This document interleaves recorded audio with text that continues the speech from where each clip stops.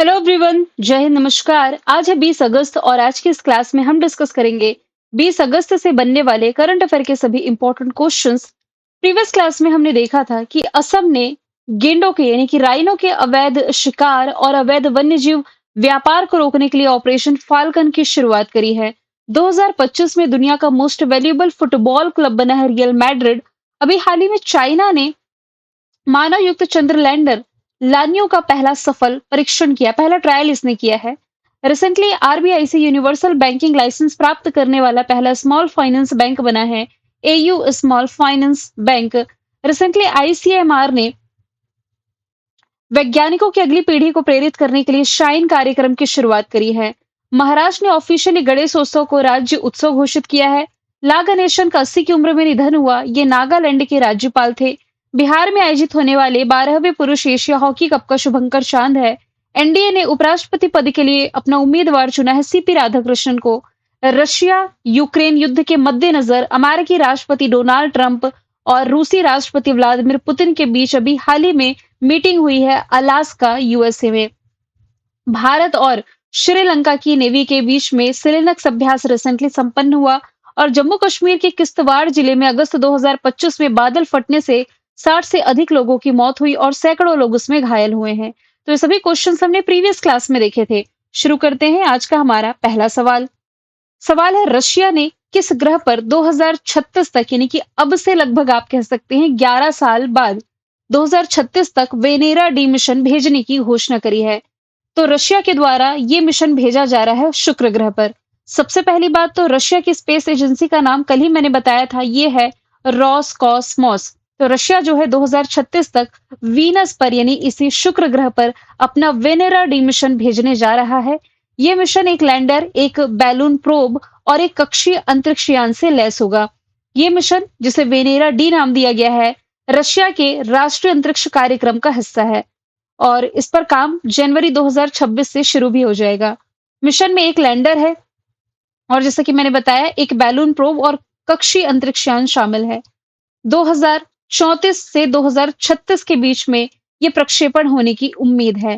लेकिन आप ये जरूर याद रखें कि रशिया के द्वारा भेजे जाने वाला जो वेनेरा डी मिशन है, ये किस ग्रह के लिए है? शुक्र ग्रह के लिए। या ऐसा क्वेश्चन घुमा दिया जाए कि शुक्र ग्रह के लिए रशिया के द्वारा जो मिशन भेजे जा रहा है इसका नाम क्या है? तो वेनेरा डी मिशन है। रशिया की स्पेस एजेंसी का नाम रॉसकॉस्मोस है। जैसे कि हम current affair with static GK with map ऐसे कवर करते हैं, तो सबसे पहले हम शुक्र ग्रह के स्टैटिक जीके कवर करेंगे। इसके बाद रशिया को मैप और करंट अफेयर के थ्रू रिलेट करेंगे। जैसे कि शुक्र ग्रह, इसे भोर या सांझ का तारा कहा जाता है। पृथ्वी की जुड़वा बहन भी इसे कहा जाता है, पृथ्वी का जुड़वा ग्रह, क्योंकि ये आकार में, द्रव्यमान में और घनत्व में यानी कि डेंसिटी में पृथ्वी के ही समान है। शुक्र ग्रह के बादल हैं जो कि सल्फ्यूरिक एसिड के बूंदों से बने होते हैं। ये एग्जाम में काफी बार पूछा गया है। और यह ग्रह पृथ्वी के विपरीत दिशा में घूमता है। मतलब क्या हुआ इसका कि सूर्य पश्चिम में उगता है और पूर्व में अस्त होता है।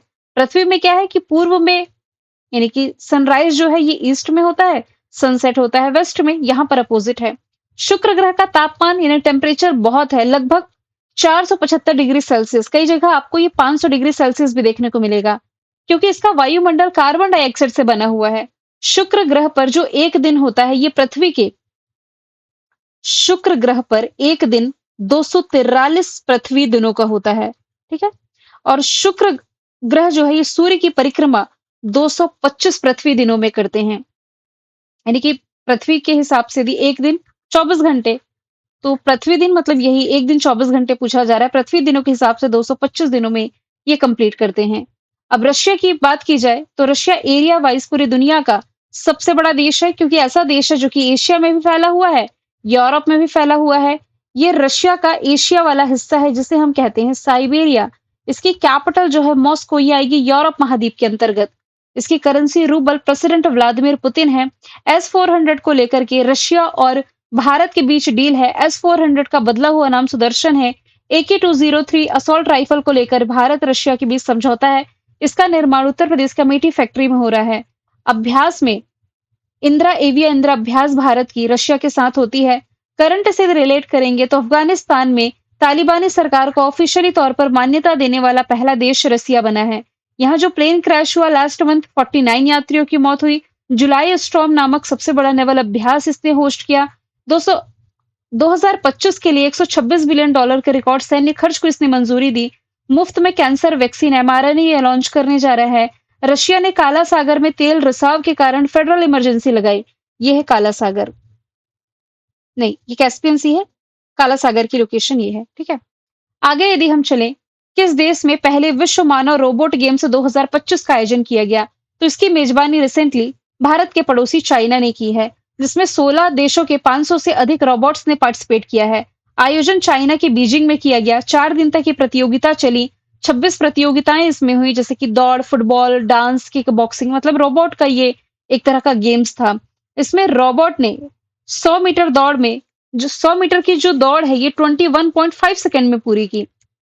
अभी हम देख रहे थे कि भारत के ही कोई एथलीट हैं जिन्होंने 100 मीटर की जो दौड़ है ये कंप्लीट की थी 10.2 सेकंड से भी कम समय में। नाम याद होगा तो कमेंट बॉक्स में आप बताएंगे। और इस इवेंट में रोबोटिक्स में तेज प्रकृति और चुनौतियों को दिखाया गया है। यदि बात की जाए चाइना के करंट अफेयर की, तो कल हमने देखा था कि मानव युक्त चंद्र लैंडर लान्यू का इसने ट्रायल किया है और विश्व खेलों का 12वां संस्करण इसने होस्ट किया। चर्चे में रहा टाइफून को में भारत ने ऑफिशियली तौर पर 5 सालों के गैप के बाद चाइना के नागरिकों को पर्यटक वीजा जारी करना शुरू किया है। प्राकृतिक आपदाओं की निगरानी रखने के लिए इसने ज़ांगिंग 102 नामक सैटेलाइट लॉन्च किया। चाइना में एक नए वायरस एचएमपीवी ने दस्तक दी है। इसके अलावा नया स्टेल्थ फाइटर जेट J-36 का यहाँ अनावरण किया गया। तिब्बत में ब्रह्मपुत्र नदी पर दुनिया का सबसे बड़ा बांध $137 बिलियन की खर्च के साथ ये मंजूरी दी गई है। चाइना का मशहूर ब्रांड है शेन, 4 साल की पाबंदी झेलने के बाद भारतीय बाजार में वापसी करने जा रहा है। चाइना ने दुनिया का सबसे तेज रोबोट लॉन्च किया जिसका नाम है स्टार वन। चाइना ने दुनिया का पहला carbon fibre high speed train का अनावरण किया। चमगादड़ों में HK-U5 CoV2 वायरस की पहचान की गई और गैर बाइनरी आर्टिफिशियल इंटेलिजेंस शिप का बड़े पैमाने पर उपयोग यहाँ पर चाइना ने किया है। ठीक है, अगला सवाल है, हाल ही में आयोजित साइपन इंटरनेशनल 2025 का खिताब किसने जीता? तो ये बैडमिंटन से आप रिलेट करेंगे ना, तो जो तान्या हेमंत है, तो बैडमिंटन में भारतीय शटलर तान्या हेमंत ने उत्तरी मारियाना द्वीप समूह में साइपन इंटरनेशनल 2025 टूर्नामेंट में महिला एकल का खिताब अपने नाम किया। हमने अभी रिसेंटली देखा था कि जो रोहित कृष्णा है ये 89 नंबर के ग्रैंड मास्टर बने हैं। नमिता बत्रा का करंट अफेयर हमने देखा था कि विश्व खेलों में वुशु में भारत के लिए मेडल जीतने वाली ये पहली भारतीय बनी है और आरनी लोहाटी सबसे कम उम्र में फाइड रेटेड शतरंज खिलाड़ी बनी है ना। ये करंट अफेयर में हमने रिसेंटली डिस्कशन किया है। यहाँ पर इंटरनेशनल स्पोर्ट्स के करंट अफेयर मैंने ऐड किए हैं कि बॉक्सिंग चैंपियनशिप 25 का आयोजन बैंकॉक थाईलैंड में किया गया और विश्व खेलों के 12वें संस्करण को होस्ट किया चाइना ने। वर्ल्ड चैंपियन ऑफ लेजेंड्स का खिताब साउथ अफ्रीका ने जीता। वुमेन टेनिस एसोसिएशन एकल मैच जीतने वाली दूसरी सबसे उम्रदराज महिला है। अमेरिका की Venus Williams Polygras magic skill award जीतने वाली पहली भारतीय खिलाड़ी दीपिका कुमारी है। कोनका कैफ गोल्ड कप जीता है मैक्सिको ने। विंबलडन ओपन में मेन सिंगल का टाइटल जीता है इटली के जेनिक सिनर ने। वुमेन सिंगल का टाइटल जीता है पोलैंड की ईगा स्विटेक ने। फीफा रैंकिंग जो रिसेंटली जारी की गई, भारत को इसमें 133वें स्थान पर रखा गया। टॉप पर अर्जेंटीना है। फाइड वुमेन शतरंज वर्ल्ड कप जीतने वाली पहली भारतीय महिला दिव्या देशमुख है। टेस्ट क्रिकेट में सर्वाधिक रन बनाने वाले दूसरे बल्लेबाज है इंग्लैंड के जो रूट। पहले कौन है? सचिन तेंदुलकर। टेस्ट क्रिकेट में 4 सेंचुरी लगाने वाले पहले बल्लेबाज है शुभमन गिल। सवाल नंबर चौथा है, किस शहर में भारत के पहले महिला आधारित फूड हब का उद्घाटन किया गया? इसका उद्घाटन रिसेंटली मुंबई में किया गया है। ऑप्शन डी राइट आंसर है। केंद्रीय मंत्री और उत्तरी मुंबई के सांसद जो कि हैं पीयूष गोयल जी, इन्होंने मुंबई के निकट जो कांदीवली है यहाँ पर कांदीवली में मौली नाम का पहला पूर्णतः यानी कि पूरी तरीके से महिला संचालित स्वच्छ स्ट्रीट फूड हब का उद्घाटन कर दिया है। यदि बात की जाए मुंबई की, तो अरेबियन सी के किनारे बसी हुई है। यहाँ पर नेशनल स्टॉक एक्सचेंज का हेडक्वार्टर है, बॉम्बे स्टॉक एक्सचेंज का हेडक्वार्टर है, रिजर्व बैंक ऑफ इंडिया का हेडक्वार्टर है, एचडीएफसी बैंक का हेडक्वार्टर है, आईसीआईसीआई बैंक का हेडक्वार्टर है और स्टेट बैंक ऑफ इंडिया का भी हेडक्वार्टर यहीं पर आप पढ़ते हैं। Security and exchange board of India का भी हेडक्वार्टर आप मुंबई में पढ़ते हैं। टेस्ला के द्वारा इसका ऑफिशियली आप कह सकते हैं एक तरह का एक्सपीरियंस सेंटर ये मुंबई में ही ओपन किया गया। पहला अंडर वाटर म्यूजियम भी आप यहीं से रिलेट करेंगे। भारत का पहला डॉग पार्क और पहला गोल्ड एटीएम आपको हैदराबाद में रिलेट करना है। कोटा ये देश की पहली ट्रैफिक लाइट फ्री सिटी है। पूरी दुनिया की दूसरी ट्रैफिक लाइट फ्री सिटी पहली कौन है? भूटान की कैपिटल थिम्पू। फिर इंदौर की यदि बात की जाए तो लगातार 8वें वर्ष भारत की सबसे क्लीनेस्ट सिटी है। इसके अलावा पहली बेगर फ्री सिटी भी इंदौर हो जाएगी। एक्स्ट्रा फैक्ट में यदि हम देखें तो भारत का पहला पशु स्टेम सेल बायोबैंक हैदराबाद में स्थापित किया गया। सोलर एनर्जी से चलने वाली पहली विधानसभा है दिल्ली की। दुनिया का सबसे बड़ा मेडिटेशन सेंटर जिसका नाम सर्ववेद है वाराणसी में उद्घाटन किया गया। सबसे बड़ी ऑफिस बिल्डिंग सूरत में, पहली trans media entertainment city Amaravati में, यूनेस्को सिटी ऑफ गैस्ट्रोनॉमी में नॉमिनेटेड लखनऊ, पहला नाइट सफारी लखनऊ में, पहला e waste eco park Delhi में, सोलर सिटी सांची, पहला traffic light free city Kota है, बेगर फ्री सिटी इंदौर है, वेटलैंड सिटी इंदौर उदयपुर है, गोल्ड एटीएम हैदराबाद है, पहला डायबिटीज बायो बैंक चेन्नई में, पहला हाइड्रोजन चालित कोच भी चेन्नई में और पहला अंडर वाटर मेट्रो कोलकाता में। सवाल पांचवा है, हाल ही में वर्ल्ड फोटोग्राफी डे ये कब मनाया गया? तो हर साल अगस्त महीने की 19 तारीख को मनाया जाता है वर्ल्ड फोटोग्राफी डे। इस दिन को मनाए जाने का उद्देश्य है फोटोग्राफी कला, उसके इतिहास और समाज पर उसके प्रभाव का उत्सव मनाना। इस बार की थीम है माय फेवरेट फोटो यानी कि मेरी पसंदीदा फोटो। अगस्त महीने में जो इंपॉर्टेंट डे सेलिब्रेट किए गए, 1 अगस्त है वर्ल्ड वाइड वेब डे, विश्व फेफड़े का कैंसर दिवस। हिरोशिमा डे 6 अगस्त, 7 अगस्त हैंडलूम डे, 8 अगस्त भारत छोड़ो आंदोलन ने 83वीं वर्षगांठ मनाई, 9 अगस्त है नागासाकी डे, 10 अगस्त है वर्ल्ड लायन डे और वर्ल्ड बायोफ्यूल डे, 12 अगस्त है इंटरनेशनल यूथ डे और वर्ल्ड एलिफेंट डे, 13 अगस्त है विश्व अंगदान दिवस, 15 अगस्त को स्वतंत्रता दिवस ये मनाया गया है 79 नंबर का। अगला सवाल है, फॉक्सकॉन ने किस शहर में आईफोन 17 बनाना शुरू किया है? आंसर इसका हो जाएगा बैंगलोर, जो कि कर्नाटका की कैपिटल है। तो भारत के इलेक्ट्रॉनिक्स विनिर्माण क्षेत्र के लिए ऐतिहासिक उपलब्धि के तहत जो फॉक्सकॉन है, ये इसकी नई बैंगलोर यूनिट ने ऑफिशियली तौर पर काम शुरू कर दिया है। इसका जो निर्माण है, ये बैंगलोर कर्नाटक में देवनहल्ली वाले क्षेत्र में होगा। इसमें इन्वेस्टमेंट की यदि बात की जाए तो इंडियन करेंसी में 25,000 करोड़ रुपए खर्च किए जाएंगे। आईफोन 17 वैसे यहाँ पर छोटे पैमाने पर उत्पादन शुरू किया गया है। महत्व क्या है? तो चाइना के बाहर फॉक्सकॉन की दूसरी सबसे बड़ी इकाई है जो कि यहाँ स्थापित हो चुकी है। बैंगलोर वृषभावती नदी के किनारे बसा हुआ है, कर्नाटक की कैपिटल है। भारत की जो स्पेस एजेंसी है इसरो, इसका हेडक्वार्टर यहीं पर है। Traffic light free city Bharat की, माफ कीजिएगा, ट्रैफिक लाइट फ्री सिटी तो कोटा है। दुनिया में सबसे ज्यादा ट्रैफिक वाला जो शहर है ये लंदन है और ओवरऑल बैंगलोर 6वें स्थान पर आता है। भारत की तरफ से सबसे भीड़ भाड़ वाला शहर बैंगलोर है। और भारत की पहली 3D प्रिंटेड पोस्ट ऑफिस जो है पहली, ये भी बैंगलोर में इसकी स्थापना की गई थी। जामनगर गुजरात में रिलायंस इंडस्ट्रीज लिमिटेड के द्वारा दुनिया का सबसे बड़ा डेटा सेंटर स्थापित किए जाने की घोषणा की गई है। नोएडा में सैमसंग के द्वारा दुनिया का सबसे बड़ा कारखाना स्थापित किया गया था 2018 में, नोएडा सेक्टर 81 में। आपको ये बताना है सैमसंग किस देश की कंपनी है। और मुंबई में जैसा कि मैंने बताया टेस्ला ने अपना एक्सपीरियंस ऑफिस ओपन किया है। सवाल सातवां है, national highway authority of India NHAI यानी कि भारतीय राष्ट्रीय राजमार्ग प्राधिकरण ने अभी रिसेंटली कौन सी नई सुविधा शुरू की? तो अभी हाल ही में एनएचएआई के द्वारा फास्टैग वार्षिक पास की शुरुआत कर दी गई है। शुरुआत तो अभी 15 अगस्त से की गई है, लेकिन इसकी घोषणा 2 महीने पहले ही कर दी गई थी। वार्षिक पास योजना है, यानी कि 3,000 रुपए में पूरे साल का 1 साल का वार्षिक पास आपको मिल जाएगा। 3,000 रुपए में उपलब्ध ये जो पास है, 1 वर्ष या 200 टोल क्रॉसिंग तक के लिए मान्य रहेगा और देश भर के 1,150 टोल प्लाजा पर लागू होगा। ये एक्टिव कैसे हो सकता है? राजमार्ग यात्रा ऐप या वेबसाइट से पेमेंट करने के 2 घंटे के भीतर ये एक्टिव हो जाएगा। सवाल नंबर 8वां है, अरुणाचल प्रदेश के शी योमी जिले में इसरो ने किस लैब का उद्घाटन किया? तो भारत की स्पेस एजेंसी इसरो, इसके द्वारा अभी हाल ही में अरुणाचल प्रदेश के सी योमी जिले में पासांग वांगचुक सोना इसरो स्पेस लैब का उद्घाटन है जो कि ये किया गया है। ये अगस्त 2025 में उद्घाटन किया गया। मुस्कान फाउंडेशन के सहयोग से बनी ये जो लैब है, राज्य के जो शिक्षा मंत्री है पासंग दोरजे सोना ने अपने पिता के सम्मान में शुरू करी है। इसका पर्पस है छात्रों को अंतरिक्ष विज्ञान और तकनीकी का व्यवहारिक एक्सपीरियंस देना। स्टेम यानी कि साइंस, टेक्नोलॉजी, इंजीनियरिंग और मैथमेटिक्स क्षेत्र में शिक्षा में ग्रामीण भागीदारी को बढ़ावा देना और वैज्ञानिक सोच को इनकरेज करना है। यदि बात की जाए इसरो की, formation year 1969, Bangalore Karnataka, headquarter V Narayan अध्यक्ष हैं। करंट इफेक्ट यदि रिलेट करेंगे तो जनवरी के महीने में इसरो ने श्रीहरिकोटा आंध्र प्रदेश से अपना 100वां मिशन लॉन्च किया, लेकिन इसका 101वां मिशन फेल हो गया था। स्पेडेक्स मिशन का सफल परीक्षण इसरो ने पीएसएलवी C60 के माध्यम से किया। इसका पहला एनालॉग अंतरिक्ष मिशन लेह लद्दाख में लॉन्च किया गया और नासा अमेरिका की स्पेस एजेंसी के साथ इसने प्रोजेक्ट निसार पर अभी रिसेंटली काम किया है।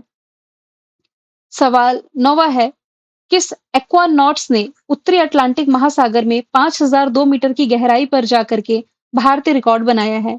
आंसर इसमें हो जाएगा Tajinder Pal Singh, option number A. यहाँ पर राजू रमेश का नाम भी चर्चे में था, क्योंकि इन्होंने भी गहराई पर जाकर के रिकॉर्ड बनाया है, लेकिन ये 5002 से थोड़ा कम गए थे। इसका एक बार डिटेल में डिस्कशन करते हैं। फ्रांसीसी पनडुब्बी नौटाइल के जरिए 6 अगस्त को जतिंदर पाल सिंह ने 5002 मीटर की गहराई पर और 5 अगस्त को, यानी कि इसके एक दिन पहले, जो रमेश राजू है, ये 4000 मीटर की गहराई पर गए थे। दोनों ने उत्तरी अटलांटिक महासागर में पनडुब्बी के जरिए गोता लगाया है और यह फ्रांस के साथ ज्वाइंट मिशन था। यहाँ पर लिखा हुआ है कि इतनी गहराई पर जाने वाले एक्वानॉट्स कौन बने। यहाँ पर लिखा है ना एक्वानॉट्स टर्म, तो एक्वानॉट्स क्या होते हैं? समुद्र के अंदर गहराई में जाने वाले को ही एक्वानॉट्स कहा जाता है। तो जो राजू रमेश है, जो 4025 मीटर की गहराई पर गए हैं, ये national institute of ocean technology के साइंटिस्ट हैं। जतिंदर पाल सिंह जो 5002 मीटर की गहराई पर गए हैं, ये भारतीय नौसेना के रिटायर्ड कमांडर हैं। मिहिर सेन इंग्लिश चैनल तैर कर पार करने वाले पहले भारतीय हैं। अभी इंग्लिश चैनल की लोकेशन है कहाँ? तो यहाँ पर यूके है, यहाँ पर फ्रांस है, यूरोप महाद्वीप में, दोनों के बीच में इंग्लिश चैनल है। तेगबीर सिंह माउंट किलिमंजारो, जो कि अफ्रीका की सबसे ऊंची चोटी है, इस पर फतह करने वाले सबसे कम उम्र के एशियाई बने थे। अगला सवाल है, अजरबैजान और किस देश ने व्हाइट हाउस शिखर सम्मेलन में ऐतिहासिक समझौते पर हस्ताक्षर किए? तो ये समझौता रिसेंटली अजरबैजान और आर्मीनिया के बीच में किया गया है। काकेशस क्षेत्र के लिए एक ऐतिहासिक सफलता के रूप में आप कह सकते हैं। ये जो दो कंट्री है, अजरबैजान और आर्मीनिया के नेताओं ने व्हाइट हाउस में एक शांति समझौते पर हस्ताक्षर किए, जिससे कि विवादित जो क्षेत्र था, नागार्नो काराबाख वाला एरिया, इसे लेकर के दशकों से चली आ रही जो दुश्मनी है, इसका औपचारिक रूप से अंत हुआ है। ये क्वेश्चन को समझने से पहले सबसे पहले हमें मैप के थ्रू दोनों कंट्रीज की लोकेशन देखनी होगी और जिस काकेशस एरिया की बात की जा रही है, नागार्नो काराबाख एरिया की बात की जा रही है, उसे देखना होगा कि ये है कहाँ पर। सबसे पहले ये वाला जो मैप है, इसे पहले आप ध्यान से देखिए। ये आप सेंट्रल एशिया का मैप देख पा रहे हैं, है ना? सेंट्रल एशिया के मैप में ये वाला जो क्षेत्र है, ये है कैस्पियन सी का, ठीक है? और ये वाला जो क्षेत्र आप देख पा रहे हैं, ये है ब्लैक सी का। यदि आप लोगों ने मेरे मैप वाली क्लास अटेंड करी होगी, तो मैंने आपको डिटेल में कुछ चीजें बताई थी। जैसे कि ये बताया था कि ब्लैक सी और कैस्पियन सी के बीच में आपने आग लगा देनी है। आग यानी कि AAG। AAG मैं क्यों कह रही हूँ? A for Armenia, A for Azerbaijan और G फॉर जॉर्जिया। तो 3 कंट्री आपको रिलेट करनी है। आर्मेनिया, अजरबैजान, जॉर्जिया, जो कि काकेसस कंट्रीज के अंतर्गत आती है। अब आपको समझ में आया काकेसस क्षेत्र कौन सा मैं कह रही हूँ? एरिया आप समझ गए? तो यहाँ देखिए, ये कैस्पियन सी, ये ब्लैक सी, आर्मेनिया, अजरबैजान और जॉर्जिया, ये हो गई आपकी काकेसस कंट्रीज। अब इसका कौन सा क्षेत्र है? नागार्नो काराबाख क्षेत्र, इसे भी देख लेते हैं। तो अजरबैजान वाले एरिया में ये आप देख पा रहे हैं नागार्नो काराबाख वाला एरिया, जिसे लेकर के आर्मेनिया अजरबैजान के बीच दशकों पुरानी दुश्मनी चली आ रही थी, मतभेद था। अब आप कह सकते हैं औपचारिक रूप से इसका अंत हुआ है। ये जो बैठक है अमेरिकी राष्ट्रपति डोनाल्ड ट्रंप की मेजबानी में हुई। इस समझौते का उद्देश्य है लड़ाई को हमेशा के लिए समाप्त करना और दोनों देशों के बीच स्वतंत्र यात्रा, ट्रेड और कूटनीतिक संबंधों का मार्ग प्रशस्त करना। लोकेशन से आपके एग्जाम में डायरेक्ट ही क्वेश्चंस पूछे जाते हैं, करंट अफेयर में ही। ये हालिया आप लोगों ने जो एग्जाम दिए होंगे, इसका प्रूफ देख ही लिया होगा। अब यहाँ से हम डिस्कशन करते हैं क्वेश्चन 11 की तरफ। राष्ट्रपति भवन में प्लूमेरिया गार्डन, बनराव ग्रोव और बबलिंग ब्रुक का उद्घाटन किसने किया है? राष्ट्रपति भवन में रिसेंटली इसका उद्घाटन प्रेसिडेंट द्रौपदी मुर्मू जी के द्वारा रिसेंटली कर दिया गया है। देखिए, द्रौपदी मुर्मू जी ये संथाल समुदाय से बिलोंग करती हैं। देश की दूसरी महिला राष्ट्रपति हैं। पहली कौन थी? प्रतिभा पाटिल थी। और देश की पहली महिला आदिवासी राष्ट्रपति हैं। आर्टिकल नंबर 52 से 62 के बीच बताया गया है राष्ट्रपति के बारे में, जिसमें कि इसमें इनका पद, निर्वाचन प्रक्रिया, ये सभी शामिल है। आर्टिकल नंबर 61 ये बताता है राष्ट्रपति के महाभियोग की प्रक्रिया के बारे में। अमित शाह जी गृह मंत्रालय संभाल रहे हैं। इसके अलावा सहकारिता मंत्रालय इन्होंने ही संभाला हुआ है। क्षेत्रीय परिषद की भी अध्यक्षता गृह मंत्री करते हैं। नरेंद्र मोदी जी नीति आयोग की अध्यक्षता कर रहे हैं। देश के प्रधानमंत्री तो हैं ही। राजनाथ सिंह जी ये संभाले हुए हैं रक्षा मंत्रालय। सवाल 12वां है, हाल ही में विपक्ष ने उपराष्ट्रपति पद के लिए अपना उम्मीदवार किसे बनाया है? तो हमने कल देखा था कि सत्ता में जो है एनडीए एनडीए के द्वारा सीपी राधाकृष्णन इनकी उम्मीदवारी बताई गई है उपराष्ट्रपति पद के लिए। लेकिन विपक्ष ने अभी हाल ही में बी सुदर्शन रेड्डी को उपराष्ट्रपति पद के लिए उम्मीदवार बताया है। कांग्रेस के जो अध्यक्ष हैं मल्लिकार्जुन खड़गे, इनकी अगुवाई में विपक्ष के वरिष्ठ नेताओं ने नई दिल्ली में आयोजित प्रेस कॉन्फ्रेंस में इस बात की जानकारी दी। जो बी सुदर्शन रेड्डी है, ये सुप्रीम कोर्ट के पूर्व जस्टिस भी हैं। मैंने कल आपसे पूछा था, अंतरराष्ट्रीय सीमा पर ड्रोन रोधी प्रणाली तैनात करने वाला भारत का पहला राज्य कौन बना? जिसका आंसर था पंजाब।